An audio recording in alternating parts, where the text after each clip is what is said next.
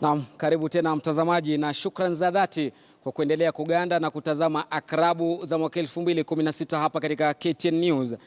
Na tukirejea katika taarifa zetu, yamkini habari si habari bila sura ama baadhi ya sura za watu kuonekana katika runinga yako. Mwanahabari Cecilia Wakesho alizama na matukio yote ya mwaka 2016 humu nchini na vilevile ugaibuni, na hii hapa taarifa yake ya watu mashuhuri na wote waliojipata kugonga vichwa vya habari mwakani. Na asante sana mtazamaji, leo ikiwa ni tarehe 31 mwezi wa 12 mwaka 2016, siku ya mwisho ya mwaka huu 2016. Sijui mwaka wako umekuwa vipi? Pengine kumekuwa na mambo ambayo yamekupa furaha, kumekuwa na yale ambayo yamekuvunja moyo, na pengine kuna yale ambayo yamekupa motisha wa maisha, lakini kumbuka zote ni panda shuka za maisha. Na mimi niko hapa kukumbusha tu baadhi ya matukio na vile watu ambao wamevuma sana kwenye mwaka huu wa 2016.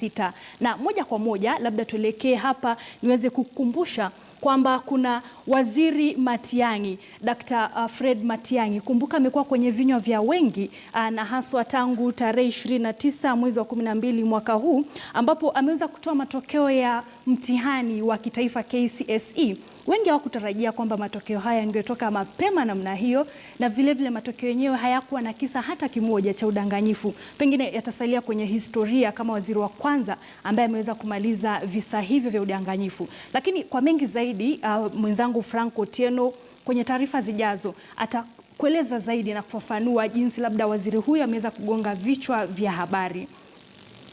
Mtu mwingine ambaye labda amevuma sana mwaka huu bila shaka ni Josephine Kafura.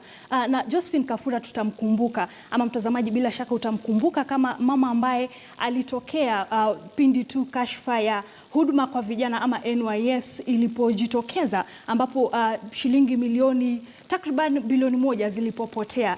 Na mama huyu sana tarehe 2 mwezi wa 11 ama mwezi uliopita mwaka huu, ndio tunakumbuka alipofika kwenye kamati ya bunge kuhusu uhasibu, ambapo tuliona kwamba aliweza kukiri kwamba amepokea kiasi cha shilingi milioni 1.6 pesa taslim. Kwa hivyo si kawaida mtu kwenda mbele na kusema kwamba ni kweli mimi nimeweza kupokea pesa hizo, niliweza kuzibeba hata kwa magunia. Si kawaida. Kwa hivyo aliwashangaza wengi, na pengine mwaka unapokamilika hutaweza kumsahau Josephine Kafura. All the cash withdrawal that I made was to pay for the materials which were being delivered to the site. Just demonstrate how this you carried to what point, because then the forensic expert would assist us through the CCTV on somebody carrying 4 bags also to a taxi, or whether this money was carried to the next bank. That is the bit I would like to get clearly from you, please. And the money will be carried using bags. And then... without security? Say? The money could be carried using bags? This is not a laughing matter. How many bags can carry 52 million? Chair. You know, even Josephine can laugh that statement knowingly that I'm just lying. Carrying 52 million shillings in bags, how do you carry? What is the mode of transport? Madam, you want to tell me the suppliers don't have an account? Do you know even the smallest businessmen in Kenya today, men and women, do have accounts? Why are you transporting 52,000 in a bag? 52 million in a bag? And you're saying you're carrying it alone to the quarry. Do you know today if I withdraw 1 million and it's very hard for me to get it, I'll be very scared. She may be experienced, Chair. Mwingine ambaye labda tutaweza kumwangazia ni Fred Mutua. Fred Mutua ni nani? Yeye ni mkurugenzi mkuu wa bodi ya filamu nchini KFCB, na pengine kitu ambacho kinafanya avume sana mwaka huu unapokamilika, pengine ni ule mtazamo wake wa masuala ya filamu ambao umekuwa ukitofautiana na wengi sana. Wengi wamekuwa wakiona kama pengine si jambo la kawaida, wengine wamemkashifu, amekosana na wengi, na sana juzi ama miezi kadhaa tu iliyopita, ambapo aliwaonya baadhi ya wasanii wa jamii ama wasanii wa kinyumbani, wasanii wa humu nchini dhidi ya majina ya kisanii ambayo wanatumia. Na pengine kupata ufahamu zaidi tutaweza kumsikiza. Kuna baadhi ya waimbaji katika nchi yetu hata stage names zao nipata wengine Ukambani, mmoja anajiita sijui Katombi, mwingine sijui Maima, wengine sijui Vuzi ya Unguu. Mtu mwingine ambaye tutaangazia pengine hawa sasa ni watu, kuna ambao tunaita Pangani 6. Hawa ni wanasiasa wa upande wa Jubilee na kuna wale wanasiasa wa upande wa CORD. Na sana sana tarehe 17 mwezi wa 6 itasalia kwenye kumbukumbu za mwaka huu wa 2016 kama ilikuwa siku ya 3 kwa wabunge wa CORD na Jubilee. Wanaume walikuwa kwenye kituo cha polisi cha Pangani, na wakina dada wakazuiliwa kwenye kituo cha Muthaiga. Na tunaona kwamba miongoni mwao kama vile Moses Kuria, kulikuwa na Ferdinand Waitito, Timothy Bosire, Junet Mohamed, Johnston Muthama, Florence Mutua na Aisha Juma. Hawa ni wabunge ambao wengi hawakutaraji vile vile. Pengine imekuwa kama kawaida kwamba wabunge kama hawa wanapohusika na matamshi kama yale ambayo yalikuwa ya chuki, hakuna hatua yoyote ambayo inachukuliwa, ama vile vile wanapohusika tu na visa ambavyo si vyema katika nchi, wao tu kesi inaenda hivi na inapotelea mbali. Lakini kwenye kisa hiki tuliona kwamba waliweza kulala korokoroni si siku moja, lakini kwa siku 4 mtawalia. Kwa hivyo pengine mwaka unapokamilika, hawa ni baadhi ya watu ambao tutasalia kuwakumbuka. In 2016 at Capitol Hill Center in Nairobi, within Nairobi County, without lawful excuse, you uttered words to wit, and I quote, "We too have communities that we can summon to act to talk assassination and begin evictions." End of quote. It's really not about how much money we are depositing in court. It's really not about the worth of the property that you want to present as security. I would really plead that we look at this as a more serious issue that requires all of us to really consider the principles, the aspirations that we have enshrined in our constitution. Tuelekee mbele ambapo kuna huyu jamaa ambaye wengi watamkumbuka, anaitwa James Bond. Sasa yeye ni James Bond wa Kenya. Jina lake kamili ni Sale Wanjala.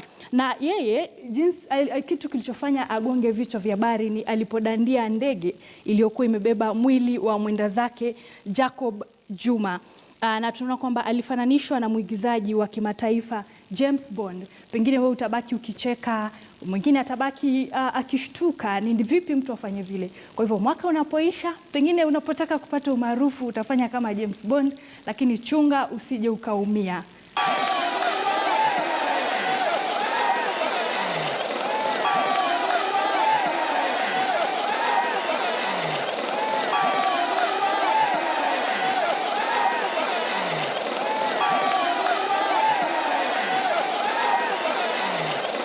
Nikiendelea kuangalia tu chini, haini sifil, nasikia kizunguzungu, nasikia nini. Alafu sasa kufika hapo hivyo juu, naona ni kelele ya ndege tena inanipigia. Hii ilikuwa tu ni ajali tu. Si ati mimi ilikuwa napenda, hata mimi. Jacob si ndugu yangu, si baba yangu, simjui. Hii ilikuwa tu ni ajali.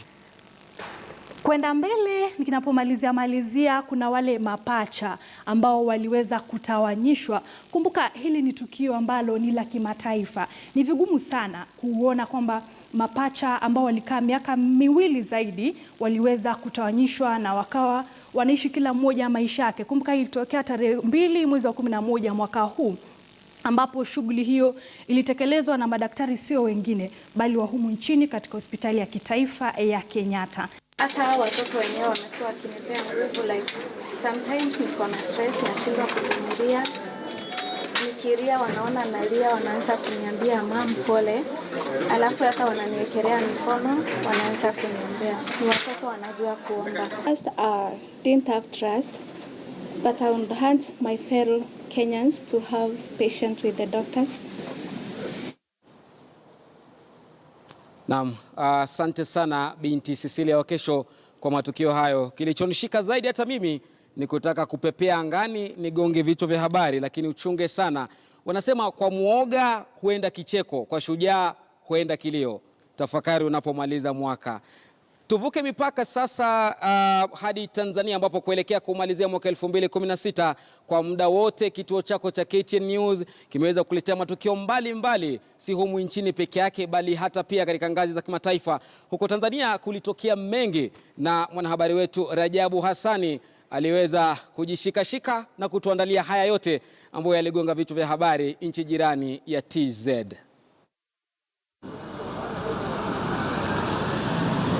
Januari mwaka 2016, Watanzania walifungua mwaka kwa vilio.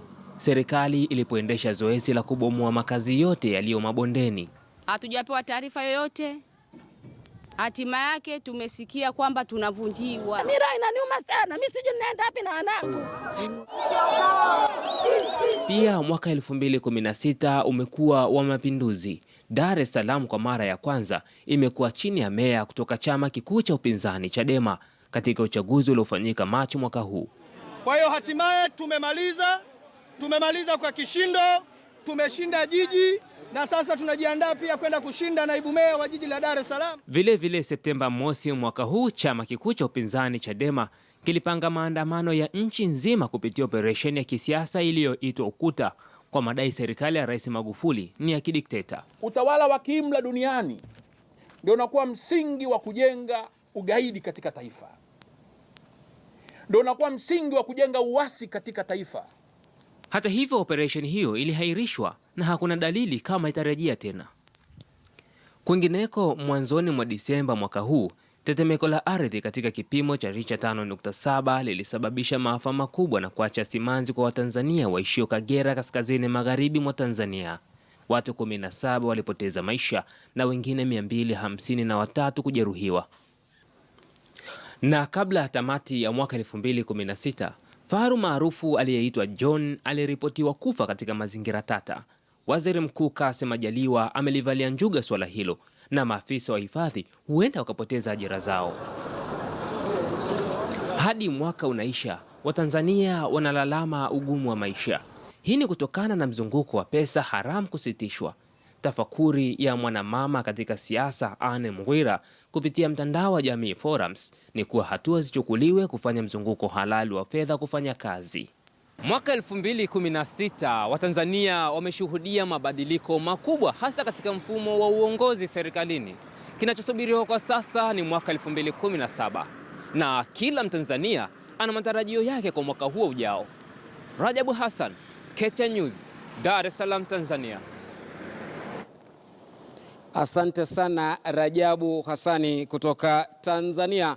Turudi hapa nchini ambapo wanapokuletea habari mbalimbali sebuleni mwako huonekana kuwa nadhifu na wanayajua yote mengi na mengineo. Lakini je, wafahamu kuwa wanahabari sio wakamilifu kama mja yoyote yule? Wengine huweza kuwa na matetemeko hapa na pale. Richard Tinina akinaswa na kamera kama sogora wa densi na kuimba. Mtazamaji, utatazama jinsi wanahabari wa KTN News walivyojikwaa guu na ndimi katika mshike wa kukusanya na kukuletea habari wewe nyumbani mwako. Hayo ni katika mwendo wa saa 1:30, lakini kwa sasa Stanley Mbicho anakupa kionjo. Katika hafla na shughuli za kila siku za utangazaji, wanahabari wa shirika la KTN na KTN News hupitia changamoto sio haba. Kwa niaba ya wapiga picha wote na familia nzima ya shirika la Standard, hizi ni baadhi ya mizengo wanazozipitia wanahabari unaowaenzi. Njiandali na ndelila, njiandali na ndeli, alimubanyaza muzoni katenda dhambi. The government have made it clear that adequate measures have been put in place. Matambo ni mwongo, unawadanganya watazamaji aje? Kwa hisi shuka chini. Unadanganya watazamaji vipi? Nitakusuku. Friday tukikosa guest, napiga tu show wenyewe. This year's edition of the classic Safari Rally that is scheduled for 12 to 10. Nasema nini man? From 12 to 10. Kilele cha maadhimisho haya ni auction inaitwa nini? Nimesahau. Yesterday, it was an important 1-0 victory against South Africa, while Cameroon on the other side secured also an important victory against Ghana.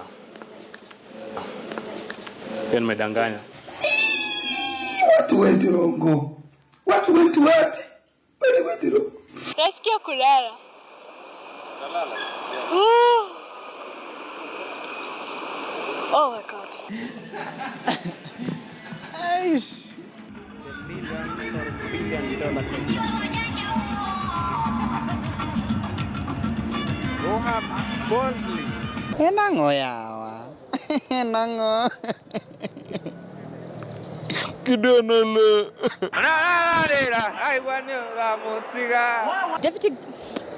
Deputy Governor of Machakos County, Alfred Mutua. Huh? Oh, okay. Thank you, Governor of Machakos. Sound ya leo ilikuwa perfect. Paka ukasikia mzaini kama anatweng. My government. Mimi nawaelezea ya kwamba serikali yangu. Indeed, the narrative coming out of the Youth Enterprise Fund in the last... Indeed, the narrative coming out of the youth... Indeed. Do me a favor, please. Get out of here. Get out of here, man. You know what I'm saying? Iwapo sheria hizi zitatekelezwa. Huku wa Kenya wakiweka matumaini yao kwa sasuzika za on whether Kenya has asked for an extension of the However, the bicycles not only keep the men away, they help them stay in school. Mashirima Kapombe. Mtazamaji, ni mizengwe na mizengule ya wanahabari. Utaipata kwa utimilifu na ukamilifu katika habari zetu za saa moja. Mengi yanatendeka mtazamaji. Lakini je, mtazamaji, ushaona siafu mwenye miguu matege maishani mwako? Sijui. Yamkini waganga wengi husifika sana kwa kuitisha vitu vya ajabu ajabu na kudaiwa kwamba kupitia vitu hivyo wanaweza kutoa uponyaji na kutimiza mahitaji ya wateja wao. Lakini hebu tazama huyu binti aliyetamani kuolewa kabla mwaka 2016 kuisha, jinsi alivyoitishwa vitu vya kutisha na mganga wake kutoka Sumbawanga, Tanzania, ili apate mume. Itakuwaje? Aliachwa hoi na kuanza kumfokea mganga wake. Tazama kimbwanga cha mwaka nikikuaga. Huu ni ujumbe wa wazi kwa Abdalla Koka, mganga wangu, msema hata mfundisho uganga Sumbawanga. Unaniambia kuletea vumbi la Modern Coast la likipita Voi, tena dereva wa sonobari nakuletea. Unaniambia nikuletee siafu matege nakuletea. Unaniambia nikuletee kuku jike mwenye kurembo macho, sio starama na mtoa wapi, lakini pia tumkuletea. Unsema harusi yangu ni 2016, bado siku 3 Abdalla, mimi sitaki matezo, nataka pesa zangu. Sitaki matezo, pesa zangu nitumie. Nonsense.